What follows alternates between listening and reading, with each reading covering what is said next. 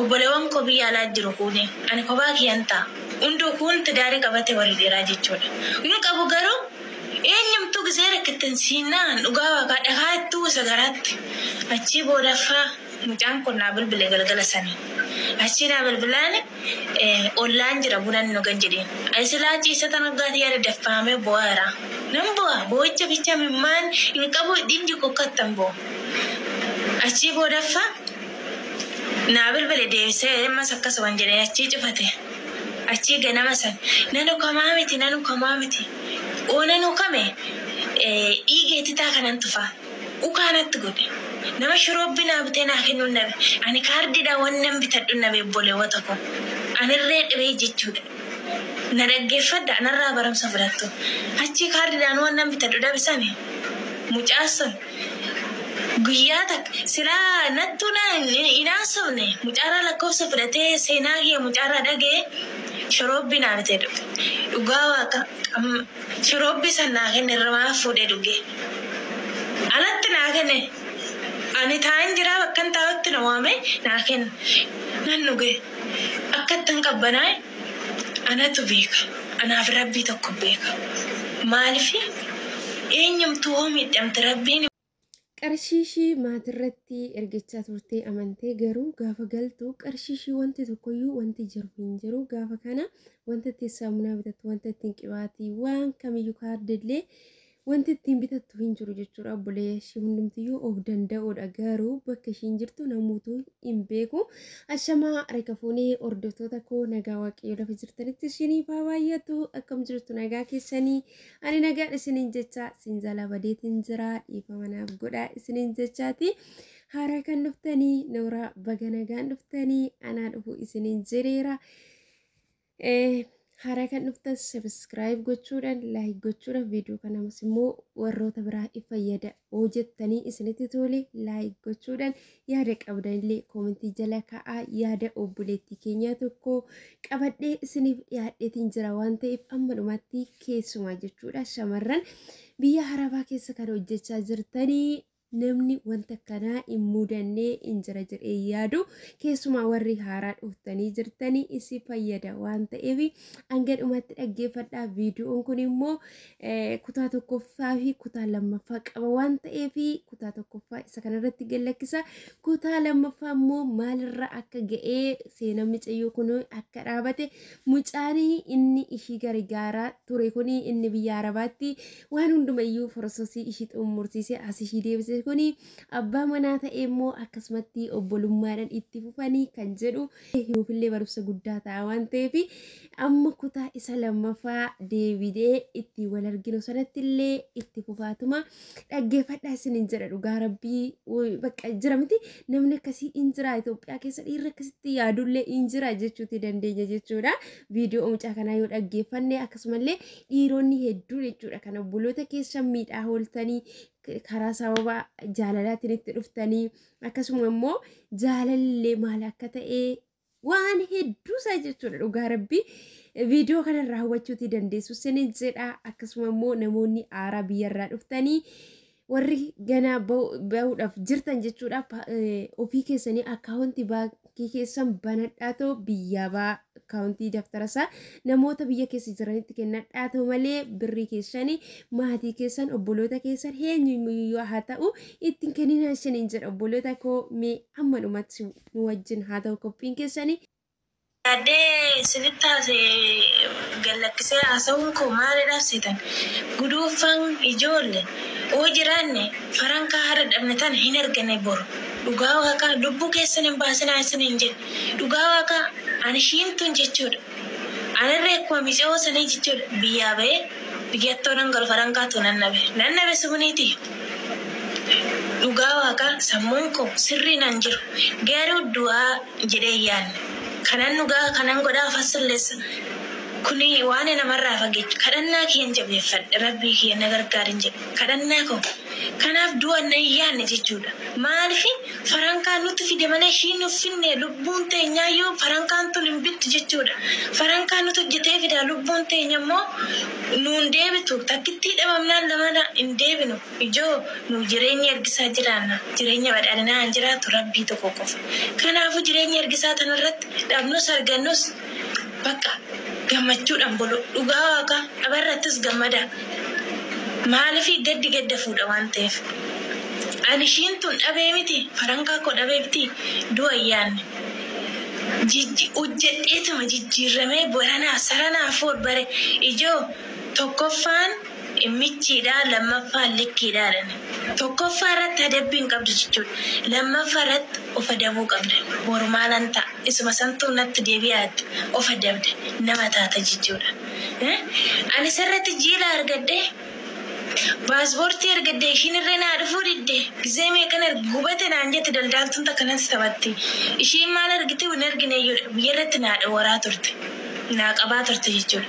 Namarraa naa fuudhu dhabee makaraa nyaachaa ture. Dhugaa waaqaa jiru ijji ishee na goggoddee mimmaan dhabeetan ija keessa inni gannaan bu'u malee inni ijji koo na goggoddee mimmaan saba dhiiga bu'uun barbaade. Inni naan bu'uun garuu lubbuu ta'e nan baasadee iyyaan maalifi dhamtuun limaa jettu wayyo bakka barbaaden deemee nyaadha hojjetadhee nyaadha boruu fida farankaa. Fayyaa bichaa nu haa kennu farankaan inni ufti lubbuu keessan hin dabarsina. Dhugaa waaqa maal abbaa ishee lubbuu keessan dabarsitu. Amma achi paaspoortii san nama naa fuudhu dhabee makaraa argadhee yaa rabbiin jedha. Ani mala sin qabu mana sin qabu malli san keeti manni san keeti. Ati yaa rabbii na gargaarin jedha halkan biyya. Ijoo amma akka xanqee nama akka kiyyaa ammala dhabe na gargaariya olluquun nafsise jechuudha. Amma fakkeenyaaf taa'an jira mana jechuudha. Odoon taa'u keen gadi ba'e. Oon gadi ba'u mucaan tokko na dhaabbata. Goddanyaa ala dhaabbatu suni ollaa keenya. Achii tokko bira dhufee goddanyaadha. Bira dhufee amma isaa ollaa keenyaa san nagaa gaafadde. Achii nagaa gaafannaan inni sunis bira dhaabbata. Maaloo himaa akkanatti taarta yeroo hundee naartaa nyaarinii. Lakki birrii boroo argamtu naarinii dhiisedeen nattaa na gorse goddanyichi. Achiin bira dhufe suni maal taate jedheen akkanatti maal bannaati akkatti birrii yaalaa fixanii miicoo miskina sammuu taate jirti zoor jettee jirte beektaas. Ani nagaa gaafadhee deemadde. Miicoo tana lakkoofsa naa kennitu malee jedheen. Erga sinatti mate. Lakkoofsa naa kennitu malee jedheen. Miicayyoon tu zoor jettee jirti bannaati miicayyoo miskina birrii yaalaa fixanii takkaati zoor jettee jirti. Si jeesti yoo dhadhaa sitti guurtii ishii zoor jettee jirti siin kennodhe. Naa kennitu malee miicayoo kana akka obboleettii hiyyaatitti ofitti qabee biyya alaa nan deebisa waan ishiin barbaade nan godhaaf. Ishuumti sammuu taate kana atira gaaggaatu malee giddiin qabeen jedhee lakkoofsa kiyyarraa fudhatamu goddanyicha sanirraa. Fudhatee achii galgala sannaa bilbile kophaan ta'a gisee maatiin keenyaan gaxarii jiru warri keenya katamaan ta'an. Obboleewwan koo biyya alaa jiru kuuni ani kophaa kiyyan ta'a. Hunduu kun tidaarii qabate warri dheeraa jechuudha. Inni qabu garuu eenyumtuu gisee rakkattan siinaan dhugaa waaqaa dhagaa ittuu isa garaatti. Achii boodaffaa mucaan kun naa bilbile galgala sanii. Achii naa bilbilaan ollaan jira bunan nu gan jedheen. Ayisilaa ciisa tan waggaati yaada daffaamee bo'aara. Nan bo'aa bo'icha bicha mimmaan hin qabu dhindi kokkattan bo'u. Achii boodaffaa naa bilbile deebisee ammas akkasuma jedhee achii cufate. Achii ganama san nanu kamaa miti. Oonanu kame dhiigeetti taa kanan tufaa. Ukaanatti godhe. Nama shiroobi naa bitee naa kennuun nabe. Ani kaardiidhaan wannan bitadhu nabe obboleewwata koo. Ani irree dhibee jechuudha. Na dhaggeeffadha narraa baramsa fudhattu. Achii kaardiidhaan wannan bitadhu dabisani. Mucaa sun guyyaa takka silaa nattuu inaasofne mucaarraa lakkoofsa fudhatee seenaa kiyya mucaarraa dhagee shiroobi naa bitee dhufe. Dhugaa waaqa shiroobi san naa kenne irraa fuudhee dhugee. Alatti naa kenne. Ani taa'an jira bakkan taa'utti na waame naa kenna. Nan dhugee akkattan qabbanaa anatu beeka. Anaaf rabbii tokko beeka. Maalifi eenyumtuu hoo miidhamte rabbiin immoo sin gatu. Eenyumtuu hoo miidhame jechuudha rabbiin hin gatu. dhugaa kan gatu rabbi inni nu arga jechuudha qulqullina keenya inni anda hojjetus hunda masgaba isaati irratti arga waan ta'eef amma achi mucaasun shiroobbinaa kenne dhugi qabbanaa'uu qabe shiroobbiri sinama kinini naa bituun qabu achi boodaffa biyya alaasan paaspoortii keeniitiin irraa fudhatte waa'ee kee hundaa dhagee mucichi paaspoortii akkanatti deebisuuf ni deemnamaneedha paaspoortii keessanii goddenyaarraa lakkoofsa daldaaltu zareedha narraa fuudhanii daldaaltittiitti bilbilee paaspoortii nama 5 moo nama 6 jedhe of harkaan qabaa saatii kam dhufee sitti kennu deem saatii akkanaa hojjedeen jetteen amma ana mallaan jedhe naa bilbilee halkanni saatii 10 keessa moo 9 keessa kayinaan jedhe wallaani irraan bilbila kee cufattee rafinee dhachi mallaan jedhaa kun durriyeen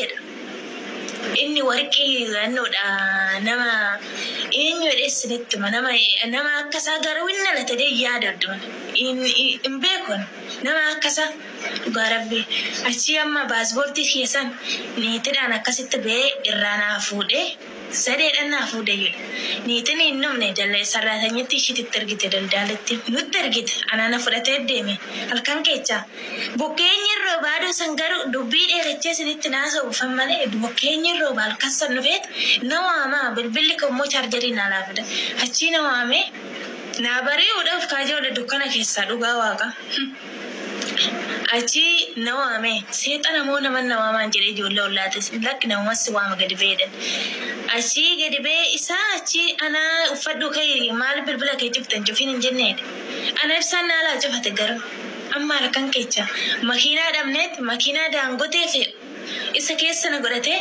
Addis Ababa toltunne niitiin paaspoortii finnee sarratanyaa ishiitti ergite amma sarratanyaa ishii san ergitee shifeeran sittin kaddo shiitti maleedhaan achi sarratanyitiin shifeera wajjin hin garagarte ana harkuma kee qabeetta asitti nagatee shumarra duubarra sarratanyittiin orseen fi barri qabachuu tokkuma orseenne paaspoortii keeniitiin hoggaa lama dhiiga boo'ee nama naa fuudhe dabisan paaspoortii korra naa fuudhe migireeshiniitti na deebisee dhaggeeffadha warri dhiiratirree obboleessa kee akka keessanii akkatti karaa namarre amma paaspoortii sannaa saddeessite guyyaa 3tti na qaxaranii paaspoortii san fudhadde ishumatti na deebise maaloo daan ergitu ammas hin jedheen miicayyoo tana akkuma waan asitti yeroo yalaa gubdetti qotee erguu qabda torbee keessatti deemu amma na argite gisee san 12 deemuu jedha 8 malee maal gisee 3 2 kaffalle 6 achi 8 kaffalee biyya alaa san nufe achi dhufe dubbii dheerachee sinitti naasoo sirra naalaa kutaa deebisee sini waraaba fiidiyoo dhaggeeffadha amma dhuma seenaan ani keessa darbe.